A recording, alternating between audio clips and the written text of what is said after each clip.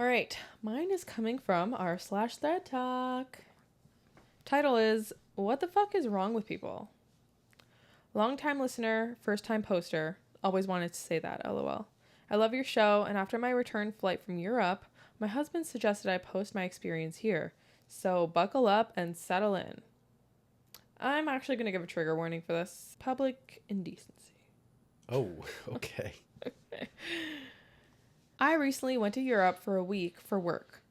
It was my first time on a commercial flight and my first time leaving the States. Little did I know how many more firsts I would experience on this journey. First off, I missed my initial flight to Europe because of turbulence from Hurricane Beryl. So this led to me being 24 hours later than expected for my arrival. I had to talk to customer service, and they were amazing and got me taken care of. Then that flight was delayed an hour due to maintenance. Once I was finally at my destination, I had the best time. It was amazing visiting another country, and I feel like it sparked a need to travel more often. Anyways, fast forward to my last day there. I head to the airport, wait on my flight, grab breakfast. Everything is great. I board the plane, and my seatmate and I have an empty seat between us. We start dreaming about being able to stretch our legs on this long flight and how amazing it would be if no one shows up. Those hopes were dashed when a guy hurriedly boarded the plane and sat in between the two of us in the last few minutes of boarding. Not the worst thing, right?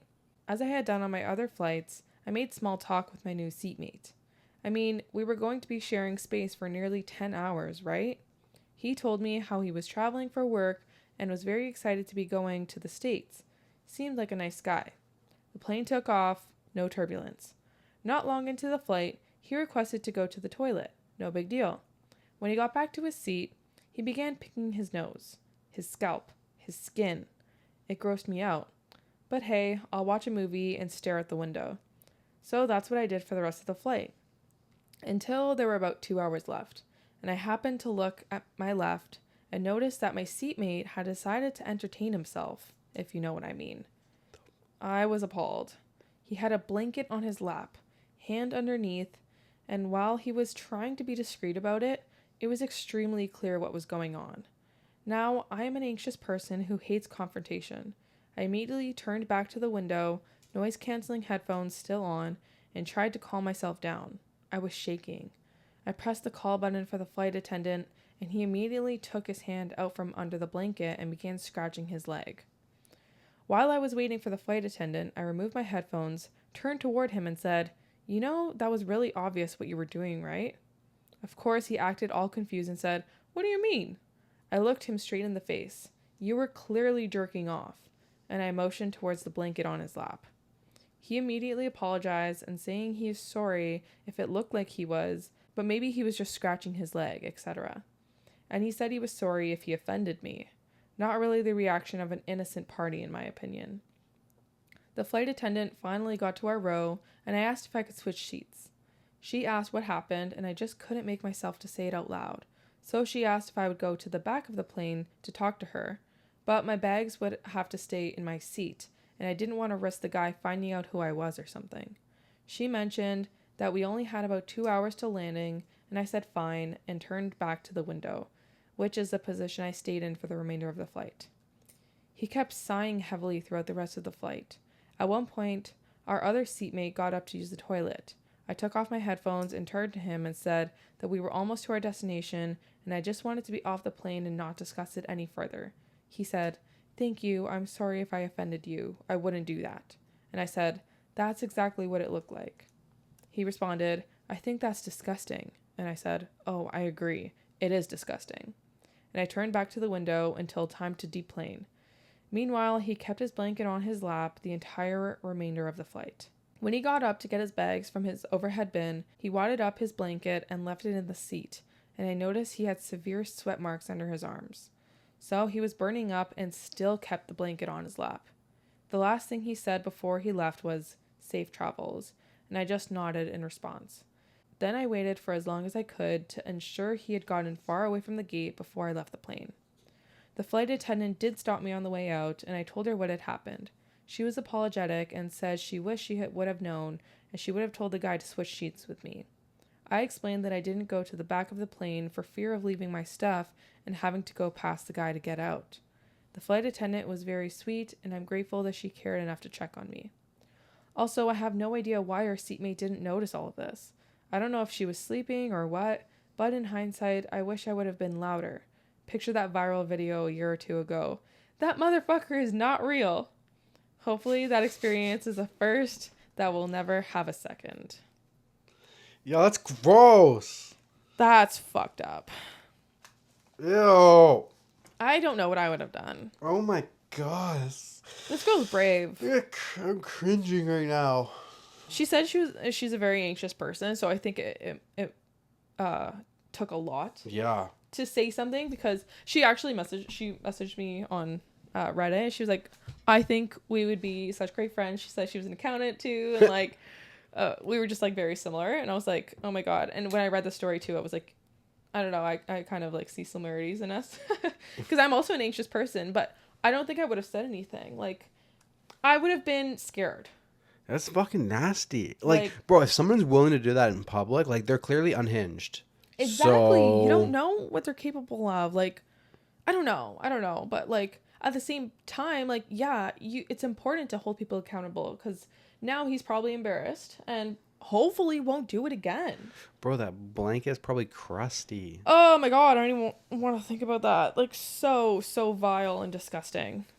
But I felt really sorry for OP. This is something that nobody should ever have to experience. And in her first international flight, like... Poor girl. That's just, like, truly disgusting. There's another comment, besides me, that says, so incredibly sorry this happened to you, OP. It infuriates me that the flight attendant wouldn't just switch your seat. I know she was kind and apologetic, but I know a lot of flights now grant seat switch requests without requiring an explanation. Shout out Spirit Airlines. If you feel a need to, it may be helpful to process through this with a professional, as this sounds like a very traumatic experience. Yeah, I would suggest that as well. I don't really get that. Like, they're just gonna swap you with somebody else, so that somebody else has to suffer this. That seems a little weird to put somebody else into a situation that you're trying to get out of. Now, you could ask, like, hey, is there any empty seats at the back that I can go to? I don't want to sit here anymore. You should be allowed to do that no matter what. Yeah, maybe that's what they mean. But if, like, you're asking for, like, swapping with someone else, it's like, that's not real. Like, I don't think it's saying switch your seats with someone else. It's just saying switch your seat. So I'm just saying swapping on a full flight. Yes, you're in a terrible situation, and 100% that sucks, and you should get away from it. But it wouldn't be fair to swap in an innocent person into that situation. If that's the case, yeah. Yeah, if that is the case. So yeah. But if it's not a full flight, then there shouldn't be swapping or anything. You should just be able to, like, go to an empty seat if you want a different seat. Yeah. Yeah, I feel disgusted for her. When I read this, I was like, this is not where I thought it was going.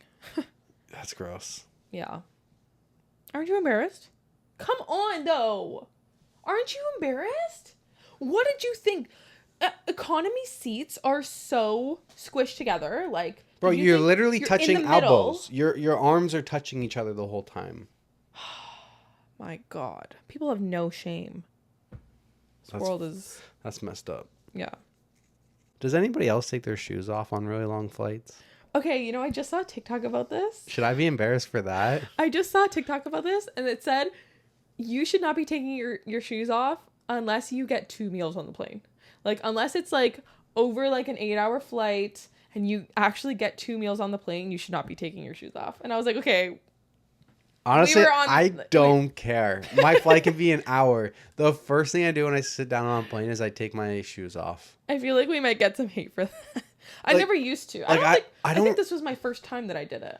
But, like, honestly, like, airplanes themselves are already so gross that me taking off my shoes doesn't matter.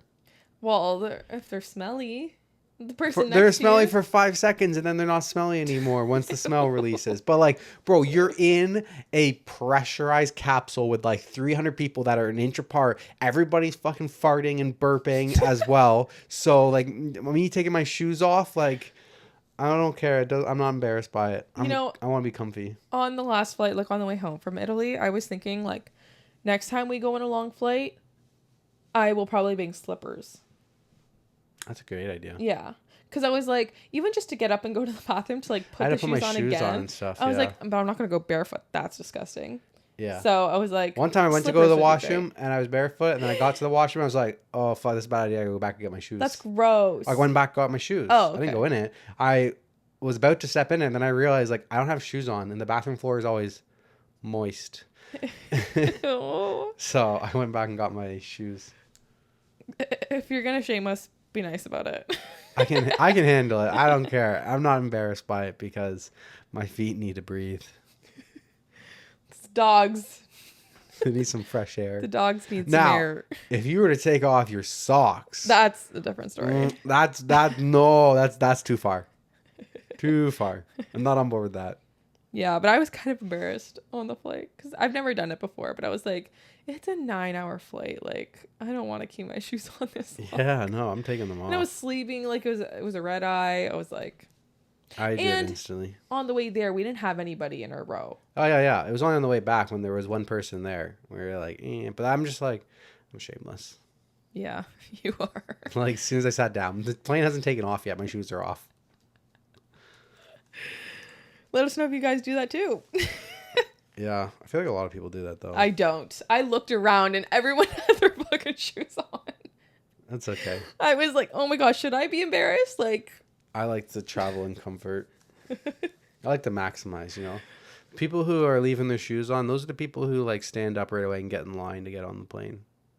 I wouldn't say that. People who take their shoes off, they wait till the very last moment to board. No, that's not true. It's not a coincidence, but I don't know. Connection. Okay. I don't know. All right, moving on. Yeah. Back to me.